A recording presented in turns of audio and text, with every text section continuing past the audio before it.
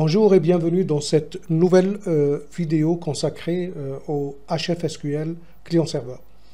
Dans cette vidéo, donc, nous allons voir comment on peut créer par programmation un système de sauvegarde d'une base de données en mode client-serveur.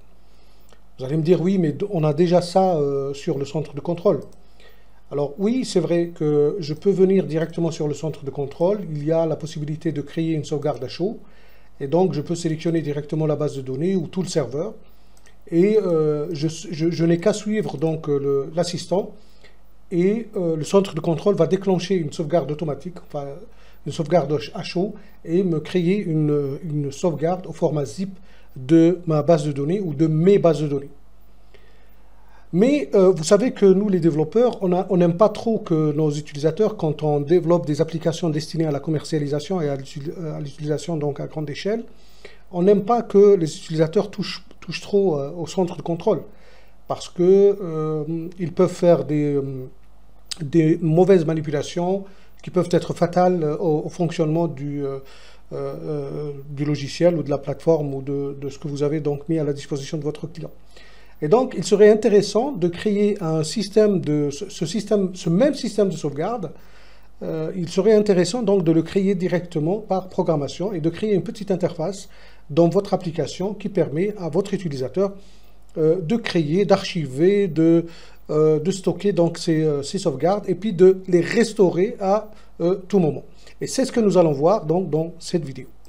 Alors, pour les besoins de ce tutoriel, donc j'ai déjà créé un petit projet qui est toujours vierge, il n'y a rien, il n'y a pas de fenêtre, il n'y a pas d'éléments, il y a une base de données qui est encore vierge, il n'y a rien du tout là-dedans. Et donc, au début, je tiens à signaler que malgré que ce tutoriel est réalisé en version 28, ce que je vais vous montrer donc dans ce tutoriel, toutes les fonctionnalités, sont compatibles à partir de la version 24, même un tout petit peu au-delà, c'est-à-dire les versions encore plus antérieures, parce que les fonctions de sauvegarde dans le double langage, c'est des fonctions qui existent depuis très très longtemps. Alors donc je vais commencer par créer donc mon interface qui me permet de faire la sauvegarde. Donc je vais créer une fenêtre que je vais appeler sauvegarde HFSQL client-serveur CS. Et donc je vais l'appeler fun, comme ça, voilà. Fun. Ok. Maintenant, je vais chercher dans les champs métiers, donc sélection d'un répertoire, la sélection d'un répertoire. Voilà, donc je tape ici par des mots-clés, j'ai tapé le mot rep, et là, je trouve dans la saisie la sélection d'un répertoire. Pourquoi la sélection d'un répertoire? Alors, c'est très important de donner donc à notre programme, puisque nous allons faire la sauvegarde par programmation, c'est très important de donner à notre programme le répertoire où se trouve les bases de données à sauvegarder, c'est-à-dire les bases de données de notre centre de contrôle. Ce qu'il faut savoir, c'est que quand vous installez centre de contrôle, il y a des paramètres qui sont reconnus par le centre de contrôle et qui peuvent donc lui permettre de savoir le répertoire dans lequel se trouvent les bases de données. La base de données donc, dans le centre de contrôle, elle est toujours dans le dossier, un dossier qui s'appelle BDD. Et donc, nous, on doit sélectionner, on va faire plus simple pour les besoins pédagogiques, on va sélectionner directement ce répertoire ici. Après, je vais créer donc, pour les besoins toujours pédagogiques, je vais créer donc un tableau de structure dans lequel je vais donc stocker mes sauvegardes. Donc, je vais créer une structure que je vais appeler ST.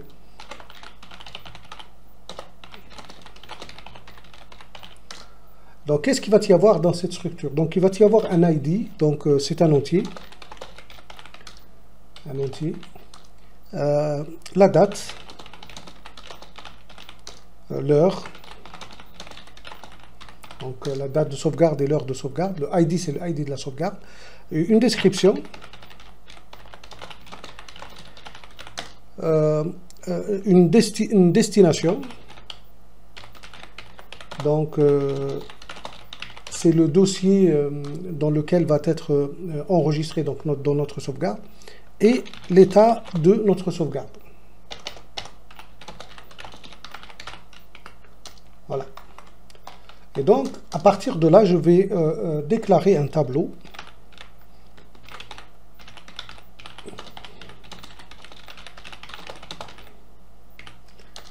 Sur un tableau basé sur la structure ST sauvegarde. Maintenant que j'ai déclaré donc mon tableau, je vais créer une table à partir de ce tableau. Donc je vais glisser, déposer ma variable tab sauvegarde sur donc ma fenêtre. Et donc je vais sélectionner tous les éléments. D'accord? Ok, donc c'est juste une table d'affichage. Voilà. Et là, je viens de créer donc ma table où je vais donc afficher mes sauvegardes une fois qu'elles soient faites. Voilà, donc je vais agrandir un petit peu les champs pour qu'ils soient plus harmonieux. Voilà. Donc je sauvegarde ma fenêtre. Maintenant, je dois créer donc un bouton qui me permet donc de lancer une sauvegarde. D'accord? Donc je vais créer un bouton ici. Voilà, donc je vais dire sauvegarder. Voilà. Donc dans ce bouton, je vais écrire le code qui va me permettre donc de sauvegarder à chaud. C'est une sauvegarde, c'est ce qu'on appelle la sauvegarde instantanée. D'accord? Alors je vais commencer par lui donner donc le nom de la base de données à sauvegarder. Donc si je reviens dans mon centre de contrôle, je vais choisir l'une de ces bases. Par exemple, je vais dire tutoriel triggers. D'accord? Donc je vais lui donner le nom de ma base, donc nom égal donc trigger tutoriel triggers, je crois, donc ça s'appelle comme ça, tutoriel avec S, triggers avec S. Ok. Donc tuto. Voilà. Après, donc, je dois déclarer une description de sauvegarde. Donc, je vais l'appeler, par exemple, comme c'est une sauvegarde instantanée, je vais l'appeler S instantané, donc. Est une H description de sauvegarde. D'accord? Maintenant, nous allons donner donc les différents éléments de cette description. Donc, nous allons détailler donc les éléments qui concernent cette sauvegarde. Donc, je vais donner une description à cette sauvegarde. Donc, je vais dire par exemple sauvegarde complète de la base tuto trigger. Vous pouvez mettre ce que vous voulez donc dans cette chaîne. Et cette chaîne, elle peut aussi donc être dynamique, c'est-à-dire que si vous, par exemple, si vous êtes en train d'intégrer le système de sauvegarde dans votre logiciel, dans votre application, il se pourrait que, par exemple, vous voulez sauvegarder, par exemple, un dossier pour une année ou un dossier pour un client, etc. Donc, vous pouvez donner ces différents éléments d'une manière donc dynamique. Bien sûr, en rajoutant des variables ici, par exemple, je peux rajouter pour la base de données, et là, je mets plus et je donne le nom de la base de données. Comme par exemple ici, le nom de la base. Donc, je peux dire plus nom de base, d'accord? Ça peut être des variables donc, dans ce cas-là. Alors, je vais lui dire, est-ce qu'il va sauvegarder avec les index ou pas? Donc, instantané, donc je vais dire avec index égale à vrai, donc il va me sauvegarder aussi les fichiers index. Je vais lui donner maintenant je vais lui donner une destination. Donc S instantané destination. Là je dois lui donner le répertoire dans lequel doit se trouver donc ma sauvegarde.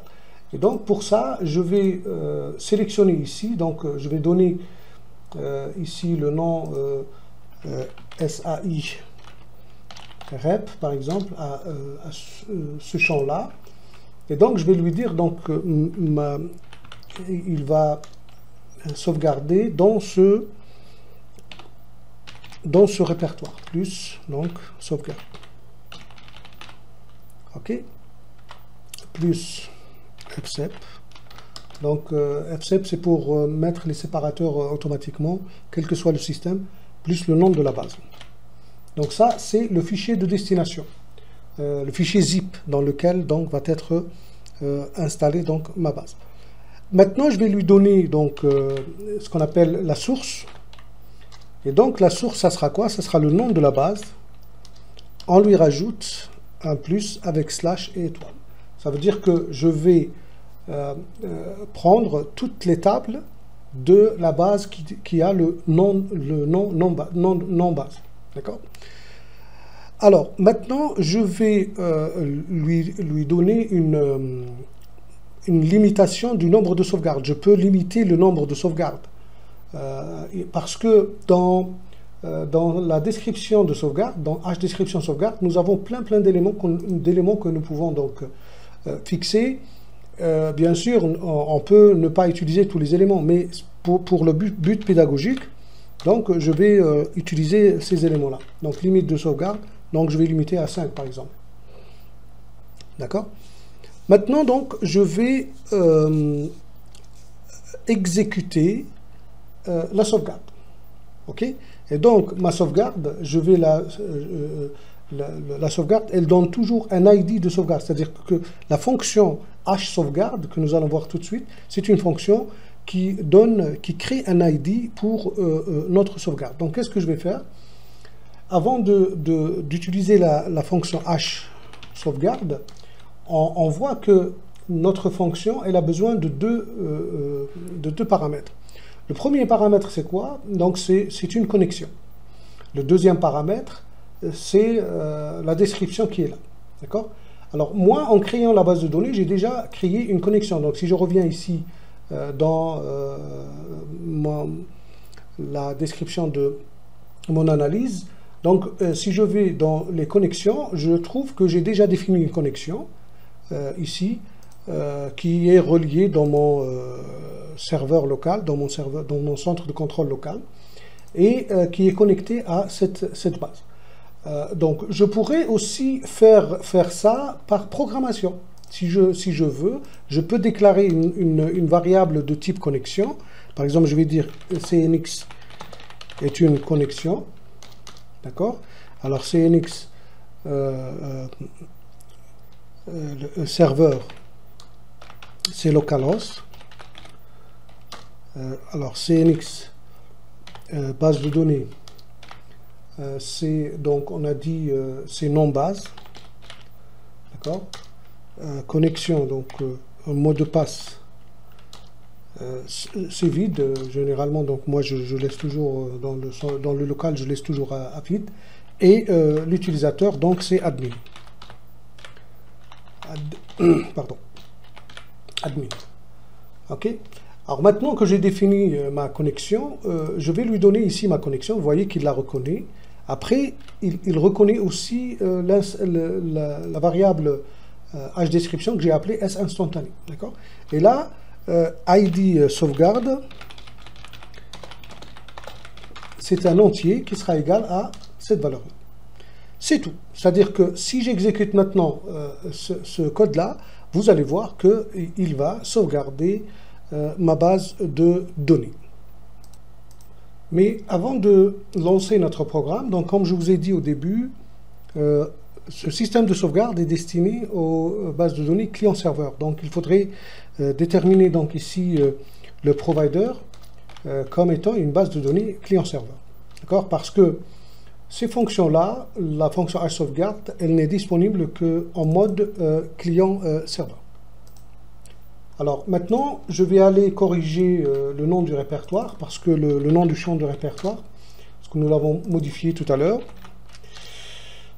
on aurait pu utiliser le système automatique, mais bon, pour aller vite.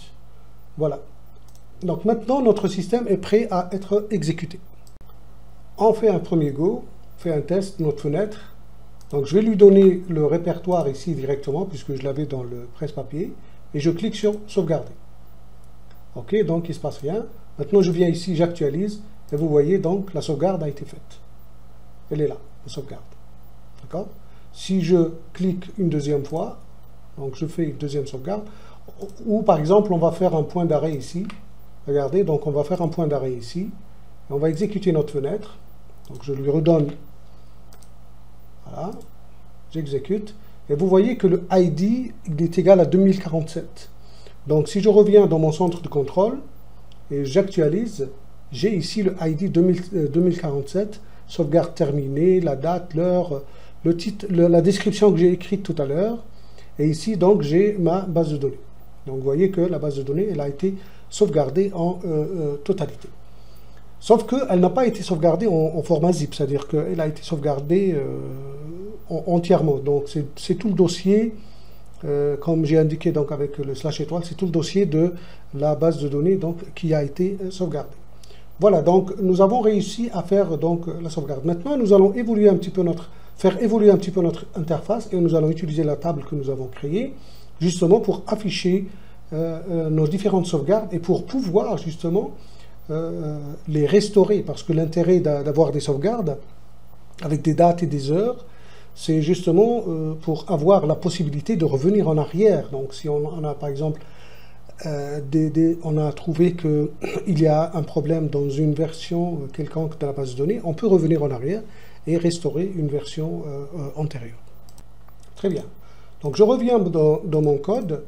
Maintenant, je vais déplacer la déclaration de ma connexion dans la déclaration de la fenêtre pour qu'elle soit reconnue un peu partout dans la fenêtre, parce qu'elle était déclarée dans le bouton. Et là, donc, je vais remplir cette table, parce que c'est à partir de cette table-là que nous aurons une chronologie des sauvegardes et que nous pouvons donc sélectionner la sauvegarde que nous avons besoin donc de restaurer. D'accord ? Alors pour ça, je vais créer une nouvelle procédure que je vais appeler, par exemple, actualiser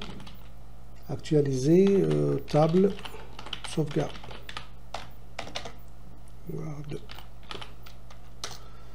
Alors, dans cette procédure, qu'est-ce que je vais faire? Donc, je vais récupérer la liste des sauvegardes qui sont donc présentes sur le centre de contrôle. Et pour récupérer ça, donc, nous avons une fonction qui s'appelle hinfo sauvegarde. Donc, cette fonction, elle nous permet de récupérer toutes les sauvegardes dans une chaîne de caractères. Donc, elle récupère ça dans une chaîne de caractères séparée par un caractère de contrôle. Et elle récupère la liste de toutes les sauvegardes qui sont présentes sur le centre de contrôle. Donc, nous allons récupérer donc slist sauvegarde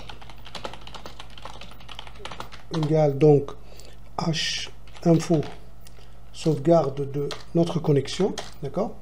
Donc, si nous faisons maintenant un point d'arrêt ici et nous allons faire un appel de cette fonction à partir donc de notre point de sauvegarde. Ok, donc je vais aller ici dans... Et je vais tester donc si ID sauvegarde est supérieur à 0, ça veut dire qu'il y a eu ID, donc ça veut dire qu'il y a eu sauvegarde. Il va faire appel à la fonction actualiser sauvegarde. Je vais juste rajouter ici la mémorisation donc de la valeur pour que... pour éviter de saisir à chaque fois, donc, pour les besoins du tutoriel, à chaque fois je saisis le répertoire. Voilà, donc je vais exécuter maintenant ma fenêtre et je fais une sauvegarde. Donc, quand il y a eu point d'arrêt, regardez, donc la slist sauvegarde, c'est une chaîne qui vaut quelque chose. Donc, nous allons voir à quoi correspond cette chaîne. Vous voyez ici que la chaîne, elle correspond à toutes les sauvegardes qui ont été faites sur le centre de contrôle. Et ces chaînes-là, elles sont séparées par un out, une fin de fichier, le caractère de contrôle out. Donc nous allons parcourir cette liste-là. Qu'est-ce qu'on a dans cette liste? Vous voyez qu'il y a le ID, il y a la date et l'heure, il y a le nom de la sauvegarde, le nom de la base de données, il y a le dossier de destination, il y a la description, et il y a d'autres informations comme le nom du poste, etc. Il y a d'autres informations qui peuvent être récupérées par cette fonction-là. D'accord? Donc nous allons profiter de cette fonction pour aller un peu plus loin. Voilà. Alors nous allons maintenant parcourir cette chaîne. Donc je vais enlever le point d'arrêt. Et je vais tout simplement parcourir cette chaîne. Je vais dire pour donc toute sous-chaîne, on va dire S-ligne de la chaîne S-list sauvegarde. On va appeler ça une sauvegarde de la liste des sauvegardes. Ok, donc ici voilà, séparé par hôte. Voilà. Alors qu'est-ce que je vais faire? Donc je vais récupérer les éléments en utilisant donc les fonctions de gestion de caractères, donc de chaîne de caractères. Donc là, je vais récupérer la date et l'heure. Donc je vais déclarer une variable, par exemple, je vais appeler DTH, c'est date et heure, et une date heure.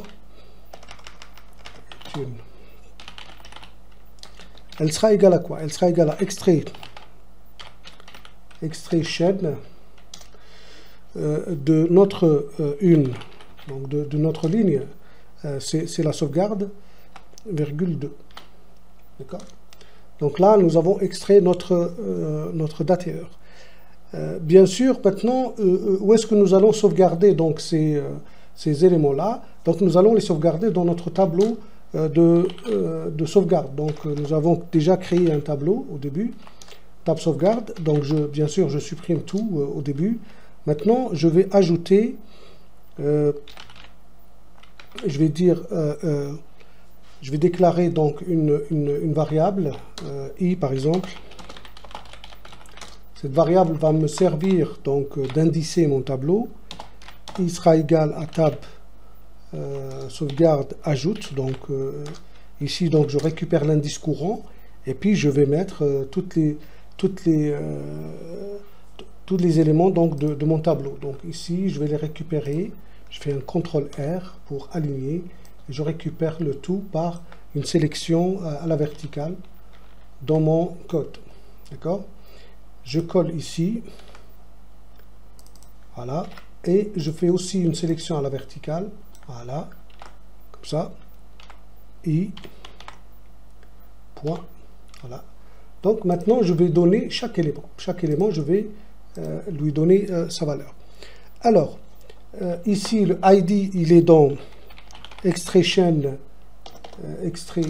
donc de une sauvegarde, virgule 1. La date, donc c'est DTH partie heure, partie date, pardon. L'heure, c'est DTH partie heure. La description, donc, c'est extraction de une sauvegarde, virgule 5. Et la destination, c'est extrait chaîne toujours de une sauvegarde, virgule 4. D'accord? Et l'état, donc l'état, tout dépend. Donc l'état, c'est des valeurs, c'est une valeur numérique qui est retournée. Ça veut dire nous avons quatre possibilités. Soit la sauvegarde elle est toujours en cours, soit elle a déjà été effectuée, soit elle a été annulée par l'utilisateur, soit il y a eu une erreur donc durant la sauvegarde. Donc nous avons possibilité de 4 valeurs. Et cet état-là, cette valeur numérique, elle se trouve donc dans la sous-chaîne. Alors la valeur de l'état de la sauvegarde actuelle, je le récupère à la position 6 donc de notre sous-chaîne, et je vais transformer ça en un entier. Donc je vais déclarer une variable entière. Il sera égal à la valeur de extrait chaîne de notre sauvegarde, donc notre sous-chaîne sauvegarde à la position 6. D'accord?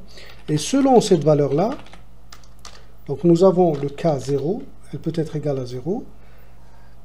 Donc dans ce cas-là, ça veut dire que notre sauvegarde elle est en cours.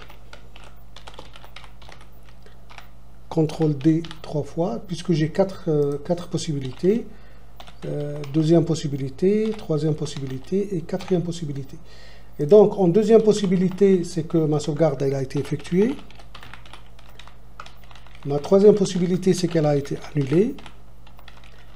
Et la quatrième possibilité, c'est que il y a eu erreur. Donc, la sauvegarde n'a pas eu lieu et il y a eu erreur. Voilà.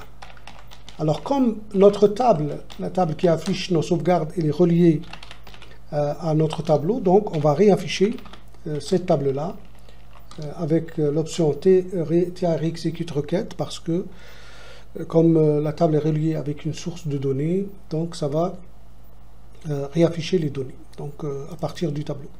Voilà, donc nous allons exécuter maintenant notre fenêtre. Voilà, je sauvegarde et là vous voyez que j'ai récupéré la liste des sauvegardes. Alors comme la dernière sauvegarde elle vient donc en première position, vous voyez ici, donc ça veut dire que elle est toujours en cours. En réalité elle a déjà été faite, donc la 2062 elle a déjà été faite et donc ce n'est plus en cours. Il faudrait réafficher, réafficher en continu donc notre table. Pour ça, je propose, donc c'est une proposition, vous pouvez faire comme vous voulez, je propose qu'on mette un timer par exemple ici, qui s'exécute chaque 5 secondes ou chaque seconde ou chaque ce que vous voulez, et qui permet donc de se lancer automatiquement au moment de l'appel, et qui permet donc de réafficher à chaque fois l'état de la sauvegarde. Maintenant, il va démarrer en cours, puis après, au bout d'un petit moment, ça devient effectué. Vous voyez que à chaque fois, il réaffiche, il réaffiche, il réaffiche. Alors ça peut être utile dans le cas d'une base très très lourde. D'accord? C'est-à-dire qu'une base qui prend du temps pour sauvegarder. Bien sûr, là, donc, il fallait mettre donc, les bons masques pour afficher les heures et les dates. Donc ça c'est pas un problème, je vous l'espère. Et donc maintenant, nous avons créé notre base, notre sauvegarde. Ici, je vais mettre une date. Et ici, je vais mettre une heure. Voilà. On va réafficher. Hop. Et voilà. Vous voyez. Ok. Donc là, vous voyez que je vous prépare, comme c'est le Ramadan, je vous prépare ce tutoriel à une heure très très tardive.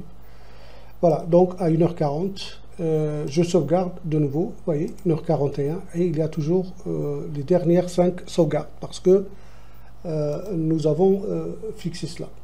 Maintenant, nous allons donc essayer de restaurer une sauvegarde.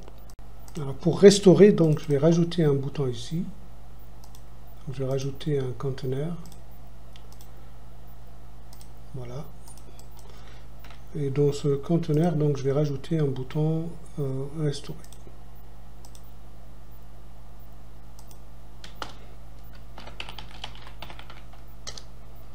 Voilà. En fait, l'opération de restauration elle est encore plus simple que l'opération de sauvegarde. Donc maintenant, nous allons dire si h restore sauvegarde ma connexion. Donc je vais choisir, parce qu'il y a 3 syntaxes. Il y a la syntaxe où je donne une base source et une base destination. Et la syntaxe où je donne seulement le ID de la sauvegarde avec la jauge. Et la syntaxe où je fais une sauvegarde complète et différentielle. Ça, c'est autre chose qu'on verra dans un autre tutoriel. Donc je vais choisir la première syntaxe. Donc je vais essayer de restaurer ma base dans une base avec un nom différent. Et donc le ID de la sauvegarde, c'est justement le ID que, puisque notre table est reliée donc au tableau, et donc la valeur mémorisée de notre tableau, c'est le ID de la sauvegarde, d'accord, qu'on a calculé auparavant. Donc nous allons dire que la valeur, c'est la valeur de la table, c'est-à-dire la valeur mémorisée par la table. Puis, donc la base de données donc, initiale, c'est, comme on a dit, c'est tutoriel.